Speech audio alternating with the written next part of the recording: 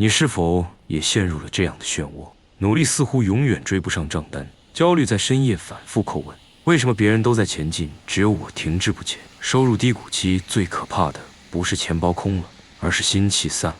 我们习惯用赚多少钱衡量自己的价值，却忘了人生不是短跑，而是一场需要耐力与策略的马拉松。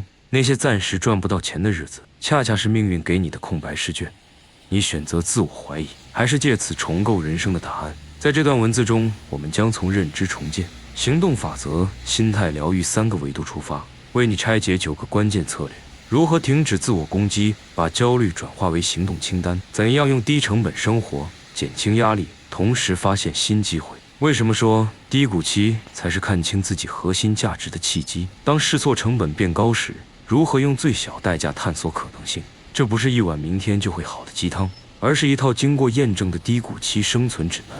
如果你正在经历看着存款数字心慌却无力改变，在拼命内卷和彻底躺平间反复横跳，害怕被时代抛弃却找不到发力点，那么请继续往下看。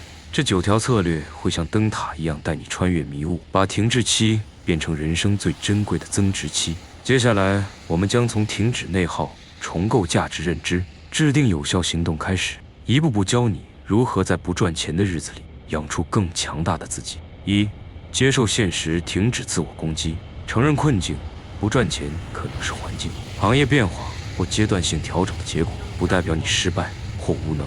接受现状是改变的第一步。停止内耗，反复自责，为什么我赚不到钱？只会消耗能量。把注意力从自我否定转向如何解决问题。2、调整认知，钱不等于价值，区分收入与能力。短期收入波动不代表你的真实价值。许多人在积累期如学习、转型、创作，暂时收入低，但长期可能爆发关注隐性成长。即便暂时没收入，你积累的经验、技能、人脉或认知提升，都是未来变现的资本。3、保持行动力，但拒绝盲目忙碌。制定小目标，每天完成一件具体的事，如学习1小时，联系一个潜在客户。用行动对抗焦虑，警惕假努力，不要用忙麻痹自己。定期复盘，当前做的事是否离目标更近，是否需要调整方向。4、管理预期，接受非线性回报，放弃抱负幻想。财富积累需要时间，尤其是转型或新领域，接受短期内可能付出回报。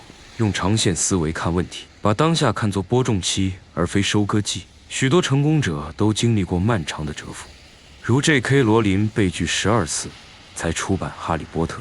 5、降低物欲，学会低成本生活。精简消费，区分需要和想要，减少非必要支出，如外卖冲动购物。缓解经济压力，发现低成本的快乐。阅读、运动，与朋友深聊，接触自然，这些活动几乎不花钱，却能滋养心灵。6、寻找支持系统，与同频者交流，和经历过类似困境的人聊聊，他们的经验能给你启发，也能减少孤独感。适度倾诉，向信任的人表达压力，但避免长期抱怨，负面情绪会传染。7、允许自己休息，拒绝愧疚感。休息不等于摆烂，疲惫时强迫工作反而低效。适当放空、睡觉、发呆是恢复能量的必要过程。设立焦虑时间，每天留10分钟专门思考财务问题，其他时间一旦焦虑，就告诉自己等到预定时间再想。8、探索新可能性，低成本试错，用最小成本尝试副业，即使失败也能积累经验。关注趋势与需求，观察身边人抱怨什么，需要什么，可能是未被满足的市场机会，比如本地化服务及知识分享。9、记住，低谷期是重塑自我的机会。许多人在顺境中重复惯性生活，而低谷期反而被迫思考：我真正擅长什么？我想要怎样的生活？哪些事让我有成就感？这些问题可能帮你找到更适合的赛道。最后的话，赚钱是结果，不是目的。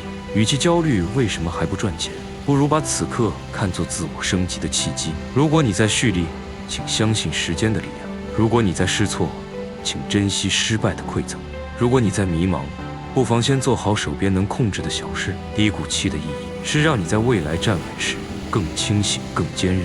潮水退去时，你是在抱怨没穿裤子，还是在趁机捡贝壳？当潮水再来时，你是否已长出遨游深海的脊梁？请相信命运从不浪费任何一场低谷，它让强者在至暗时刻看清自己的光芒，让勇者在破碎处重建更坚固的自我，让清醒者学会与无常共舞。你今日在低谷中的每一点坚持，都在为未来那个更坚韧、更智慧的自己投